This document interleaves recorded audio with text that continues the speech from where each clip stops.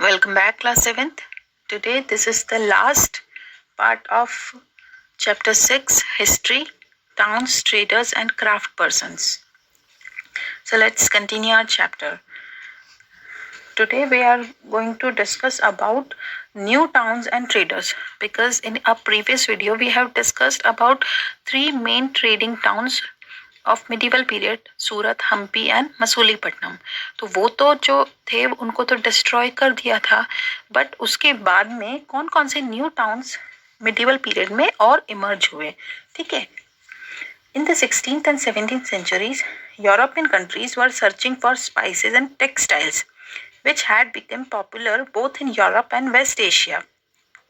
India के जो spices थे और टेक्सटाइल जो इंडस्ट्री थी, टेक्सटाइल था, ठीक है, कपड़ा था, वो बहुत ज़्यादा फेमस था यूरोपियन कंट्रीज़ में और उसकी बहुत ज़्यादा डिमांड थी. तो the English, Dutch and French formed East India companies in order to expand their commercial activities in the east. तो जो यूरोपियन कंट्रीज़ बेसिकली जो फ्रांस थे, डच थे और जो इंग्लिश थे, तो उन्होंने सबने अपनी अपनी ईस्ट इंडिया कंपनीज यहाँ पे इंडिया में बना ली. ठीक है. डच उनका नाम था English East India Company, Dutch East India Company, French East India Company, इस तरह से. Initially great Indian traders like Mulla Abdul Ghafur and Virji Vora, who owned a large number of ships, competed with them. तो ये जो इंडिया के जो 2 ट्रेडर्स थे, गफूर एंड विरजी वोरा, तो उन्होंने उनके साथ में कम्पीट किया. ठीक है. कंपटीशन इनसे किया उन्होंने इंडिया में आकर. उसके बाद में the European companies used their naval power to gain control of the sea trade and forced Indian traders to work as their agents. तो उसके बाद में यूरोपियन कंपनीज ने क्या किया, उनका अपनी पावर यूज की. ठीक है. ताकि वो इंडियन ट्रेडर्स को अपने अंडर ले सके और इंडियन ट्रेडर्स को अपना एजेंट बना सके. Ultimately the English emerged as the most successful commercial and political power in subcontinent. तो जो डच ईस्ट इंडिया कंपनी हुई या फ्रेंच ईस्ट इंडिया कंपनी हुई या इंडियन ट्रेडर्स और इंग्लिश ईस्ट इंडिया कंपनी, ये सब लोग आपस में लड़ते रहते थे. और अल्टीमेटली क्या हुआ, इंग्लिश जो ट्रेडर्स थे, इंग्लिश ईस्ट इंडिया कंपनी, वो सबसे ज़्यादा पावरफुल निकली और उसने इन सबको अपने अंडर ले लिया, अपने कंट्रोल में ले लिया, और बाकी जो डच हुए या जो फ्रेंच हुए उनको भगा दिया. The spurt in demand for goods like textiles led to a great expansion of the craft or spinning.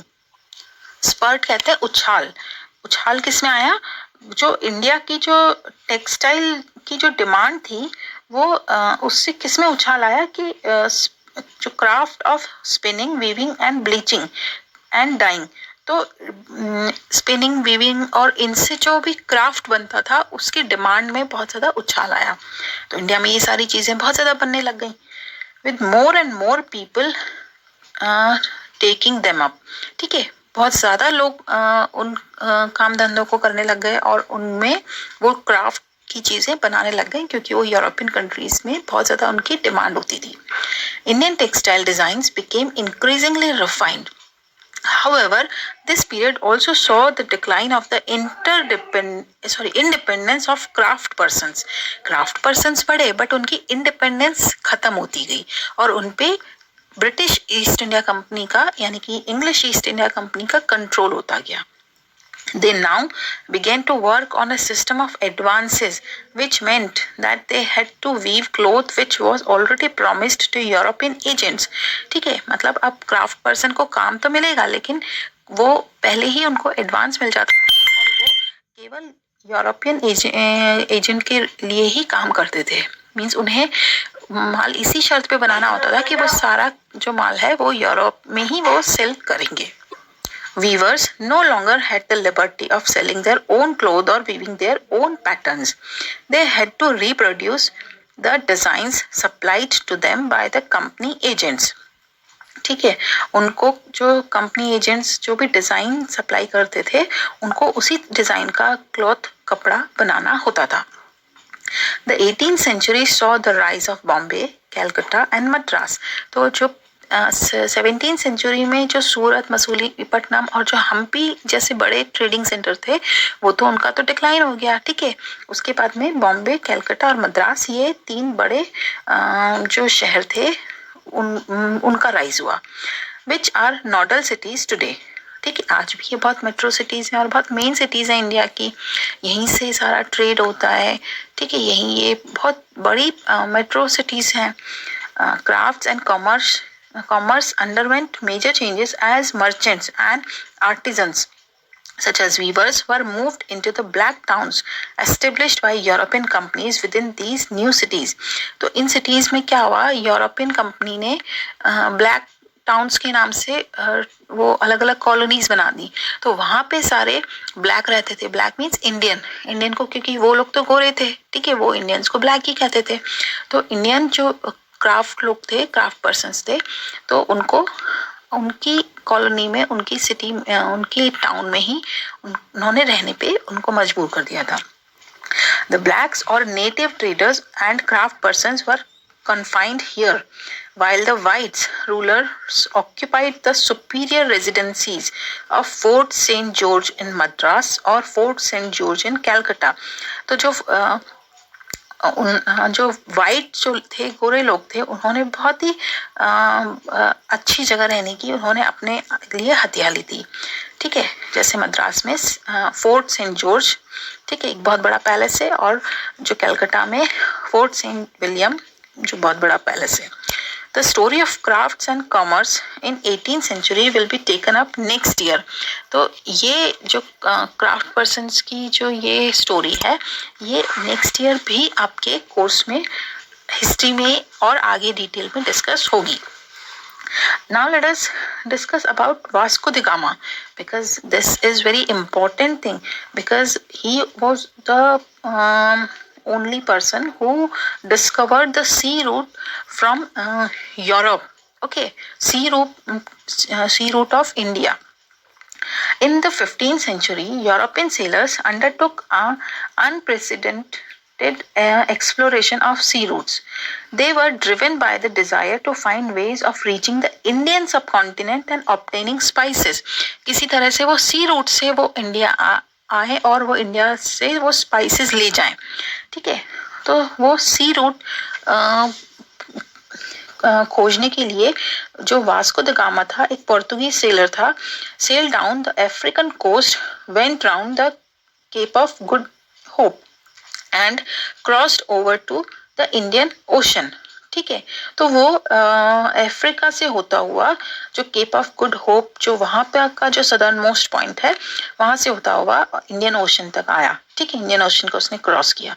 His first journey took more than a year, ठीक है, ऑलमोस्ट 1 ईयर में वो इंडिया पहुंचा through ship route, sea route. And he reached Calicut in 1498 and returned to Lisbon, the capital of Portugal, ठीक है।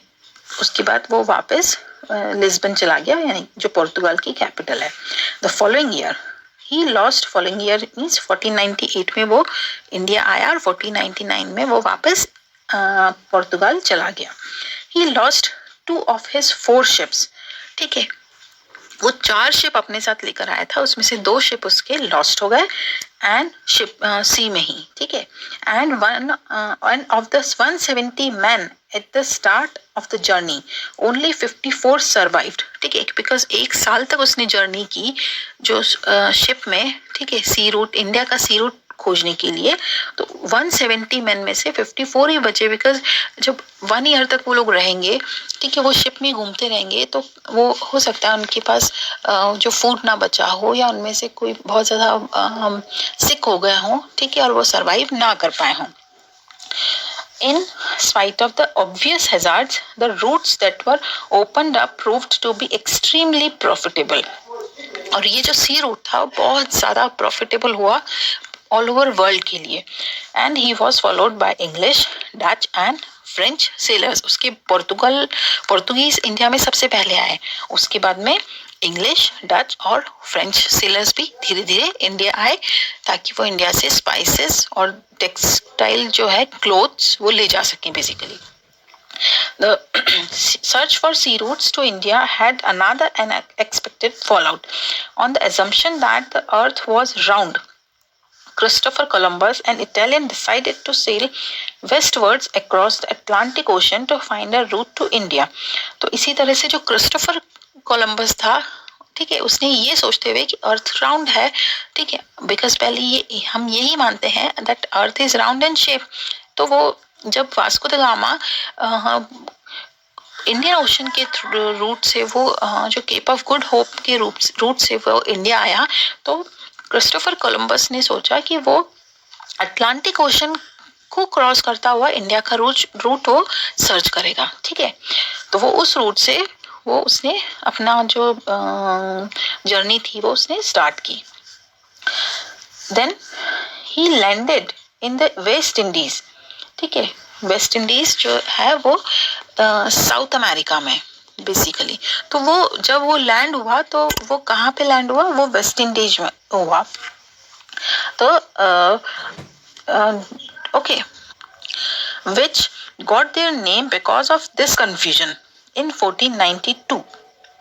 ठीक है. तो वो वेस्ट इंडीज उसका नेम क्यों हुआ, तो वो कंफ्यूजन में उसने जब लैंड किया तो वो उसने यही सोचा कि वो इंडिया आ गया है. तो बाद में उसका नाम, जैसे इंडिया का नाम इंडिया है, तो उसका नाम बिकॉज वो वेस्ट डायरेक्शन में था तो उसका नाम क्या हो गया, West Indies. He was followed by sailors and conquerors from Spain and Portugal who occupied large parts of Central and South America, often destroying earlier settlements in area. तो जैसे यूरोपियन कंट्रीज में जैसे ब्रिटेन और जो Dutch, जो पोर्तुगीज, फ्रांसीसी जो India आए और इंडिया में अपनी कॉलोनीज बनाई, इसी तरह से जब वो अमेरिका में गए तो वहाँ पे भी उन्होंने अपनी कॉलोनीज बनाई और वहाँ पे भी उन्होंने जो वहाँ के लोगों को और वहाँ के ट्रेड को, ठीक है, वहाँ की कम्युनिटी को वहाँ पे उन्होंने डिस्ट्रॉय कर दिया. So here our chapter ends.